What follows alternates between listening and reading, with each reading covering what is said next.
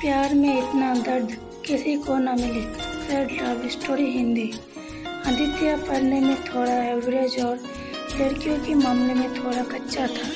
उसकी मुलाकात 11वीं स्टेट में खुशी से हुई। खुशी पढ़ने में अच्छी और अपने फ्यूचर के बारे में बहुत सोचने वाली लड़की थी।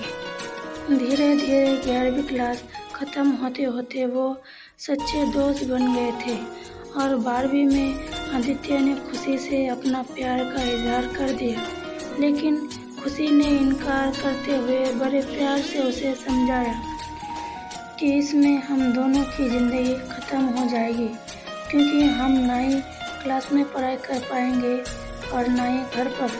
आदित्य को खुशी की बात थोड़ी बुरी लगी, लेकिन फिर उसे समझ में आ गया कि खुशी सही कह रही है और उसे अपने फ्यूचर और पढ़ाई पर फोकस करना शुरू कर दिया। और जब आदित्य किसी भी लड़की से बात नहीं करता था, यहाँ तक खुशी से भी नहीं, क्योंकि उसे लगता था कि वो जब भी खुशी से बात करता है उसे अच्छा नहीं लगता था, क्योंकि कुछ दिन पहले तक खुशी उसकी क्रश थी और आज वो उसे रिजेक्ट कर चुकी थी।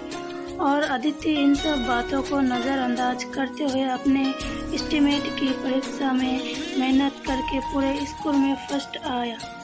बाद में आदित्य दिल्ली की एक कॉलेज से बीटीएच करने लगा और वहाँ भी वो किसी लड़की से बात नहीं करता था, क्योंकि खुशी ने उनसे जो भी बात की थी कहीं ना कहीं उसके दिल में बैठ गई थी। और अब भी उसे कोई लड़की बात करने आती वो मुंह मोड़ लेता। वो धीरे धीरे अपनी पढ़ाई में और भी अच्छा होता गया और आखिर में आते आते वो अपनी कॉलेज में भी टॉप 10 की लिस्ट में आ गया और उसे कॉलेज से प्लेसमेंट भी मिल गई और वो जॉब करने फिर मुंबई चला गया। मुंबई एक बहुत ही बड़ा शहर है, जहाँ एक मोहल्ले के लोग दूसरे मोहल्ले वाली को नहीं जानता है। वहीं जब आदित्य ऑफिस गया तो उसे वहाँ खुशी दिखाई दी, लेकिन अब खुशी के लिए उसके दिल में कोई जगह नहीं थी और इसलिए वो हर बात खुशी से छिपता रहा था। इसलिए नहीं क्योंकि वो उससे नाराज़ था, बल्कि इसलिए क्योंकि वो फिर से खुशी की ज़िंदगी में नहीं आना चाहता था। लेकिन वो कहते हैं ना, भगवान की मर्जी के आगे किसी की भी नहीं चलती। एक दिन ऑफिस की कैंटीन में खुशी ने आदित्य को देख लिया और उसके पास आकर उससे बात करने लगी। आदित्य के पास भी खुशी से बात करने के अलावा कोई विकल्प नहीं था और एक दिन अचानक आदित्य खुशी से बात करते करते उसे अपने प्यार का इजहार कर देता है, लेकिन खुशी फिर इनकार कर देती है।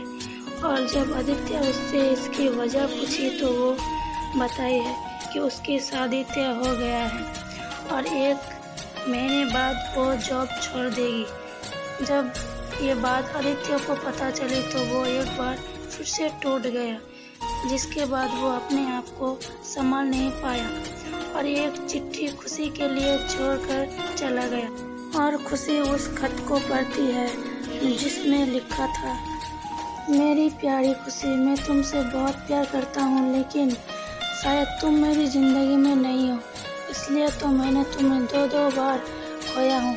कोई भी इंसान इतना बदनसीब कैसे हो सकता है कि अपने प्यार को 2 बार खोए।